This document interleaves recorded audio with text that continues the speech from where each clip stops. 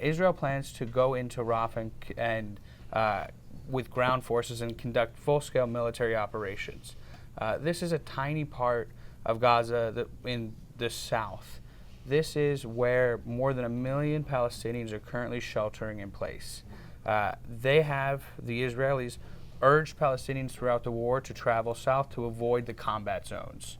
And now at this point, the only place left for Israel to carry out operations targeting Hamas, which puts civilians in jeopardy, is in the southern city of Rafah. And so you have Israeli leaders who say the only way they can accomplish their war efforts against Hamas is to carry out full-scale operations in Rafah.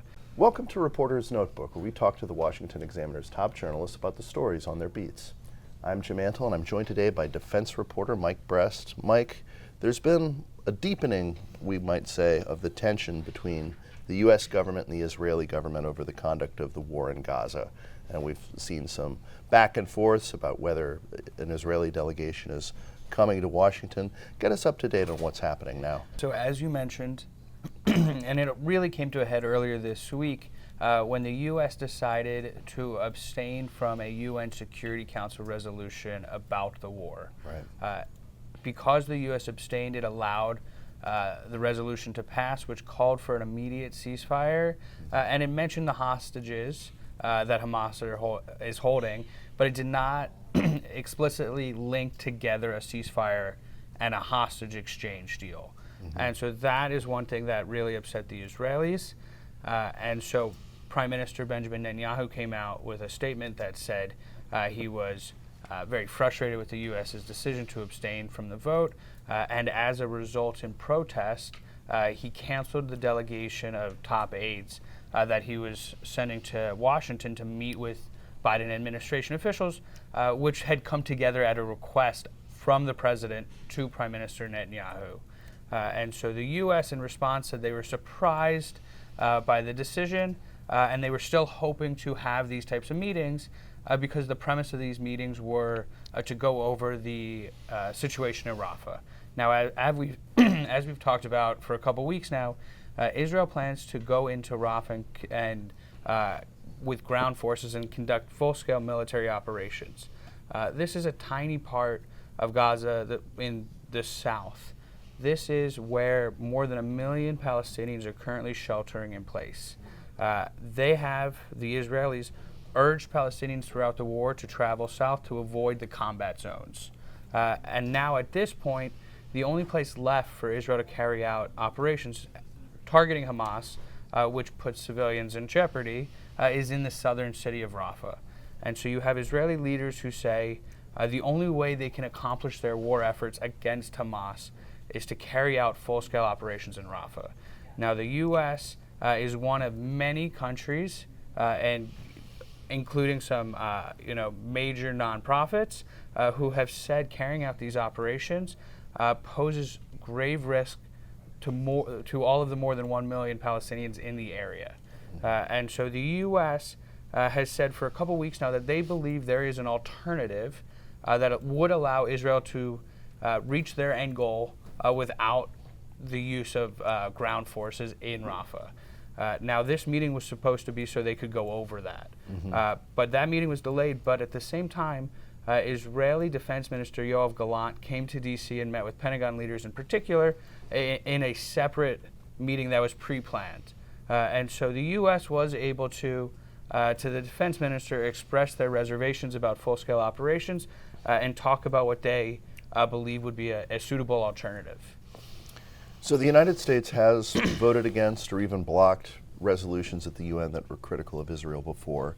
And when the Hamas attack initially happened in October, there wasn't much daylight between President Biden and Prime Minister Netanyahu.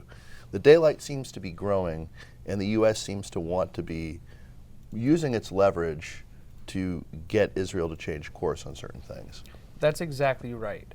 We've seen members of President Biden's party, more progressive members, call for President Biden to use more of the leverage that the U.S. has over Israel to impact the way it's carrying out its operations.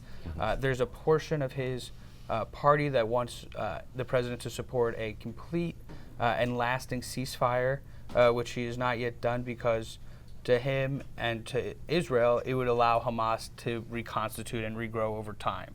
And so it's the U.S. and Israel's stance currently that they have to defeat Hamas.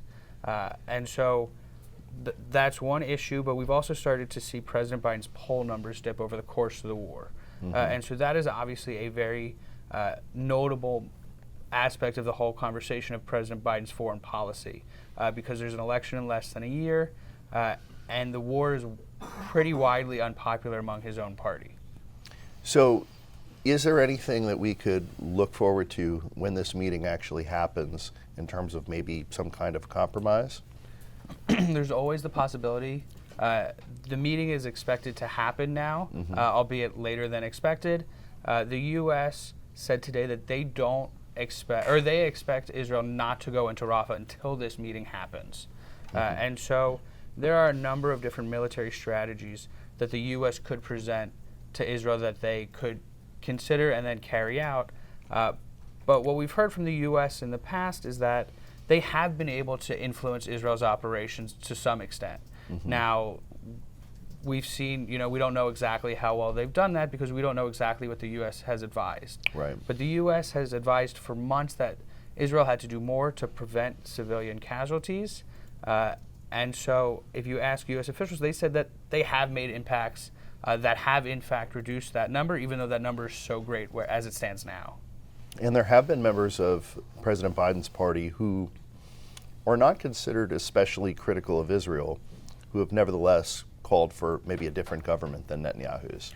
That's exactly right. We saw a couple weeks ago Senate Majority Leader Chuck Schumer call for a new election in Israel. And this was a pretty stark moment, especially for a Jewish New York senator, the highest ranking Jewish government official, call for a new election. And he said essentially Netanyahu is not the leader for Israel during this moment. And so, as we know, Prime Minister Netanyahu has been in power for a while, both now and in a previous term as Prime Minister. So his relationships with a lot of these officials, whether that's Biden or Schumer, go back decades at this point. Right. Thank you, Mike. You can read Mike and the rest of our national security team's coverage at washingtonexaminer.com.